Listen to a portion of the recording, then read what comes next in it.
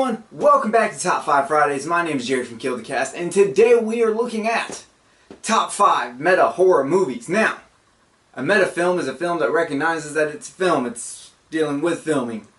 In horror, we tend to look at a horror meta film as a film who recognizes a horror genre, recognizes its tropes, recognizes its cliches, and plays on that. It's very self-referential.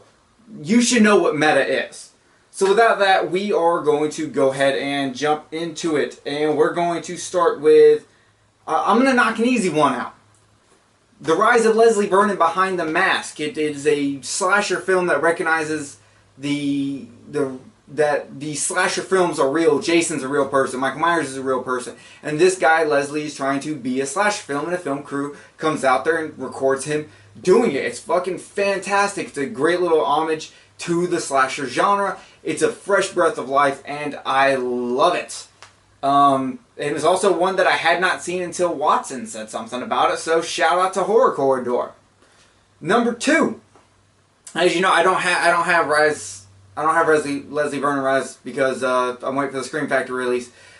But I said number 2. That was number 5. This is number 4. Number 4. Here we go. We're starting the day off right. I like it. I don't like it. Who the fuck am I today? Doesn't matter. Shadow of the Vampire. Willem Dafoe does a fantastic job playing Max Schreck in this movie. It's about the making of Nosferatu. And I fucking love it. It deals with the idea that what if in Nosferatu Max Schreck was an actual vampire and they were filming with an actual vampire. It is fucking awesome. It's one that I desperately need to pick up on Blu-ray because it's been a while since I've watched it. And I highly recommend it to not only people that are into meta horror or vampires, but people that just want to kind of take a look at alternative history. Oh, speaking of that, the next one is Feast. Feast is a great little creature feature that does this cool thing of putting subtitles on the characters. It plays with the creature feature monster genre.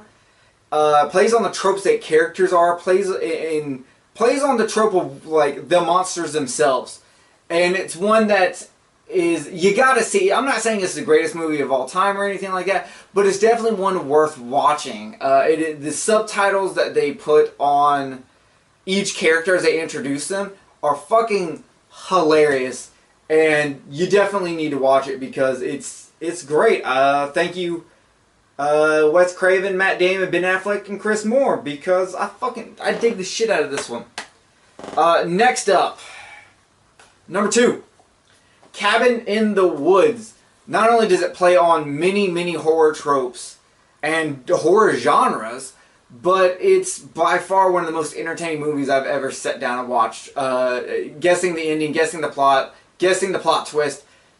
I don't even want to go into much because if you haven't seen it, then you need to see it.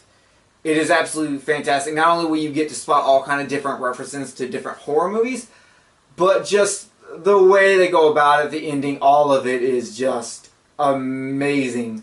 I absolutely dug that one. Now, my number 1 is one that is a meta film to the Universal Monster Classics. That's right, I'm talking The Monster Squad. As a kid, I fucking adored this movie. I love this movie, and you know what? I still love this movie.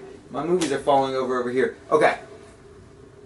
This goes back to the Universal Classics. You've got Dracula, you've got Frankenstein's Monsters, you've got The Mummy, you've got The Wolfman, you've got going back on creepy old guys, to virgins, to a group of Goonies-like kids coming together to battle evil. It is amazing. It is, as a kid, it was scary and funny at the same time.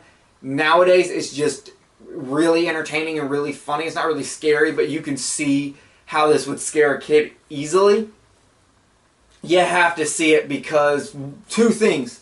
1, The Mummy came to my room, and 2, The Wolfman's got nards. Thank you for joining me for this Top 5 Friday. This is a list that I don't know where everyone's going to go with. And I might be one of the only people that left Scream off, but I think Scream was just too on the point, so why do it? So anyway, that's it for me. I will see you next Friday. Keep an eye out on everybody else. You've got Jay who will be dropping his video on this channel. You got JP who will be dropping his. You've got the Woodsboro brothers, my dude Austin and Andrew. And you have Derek dropping his and the Dubs doing his. So check them out and we will see you next time here on Kill the Cast.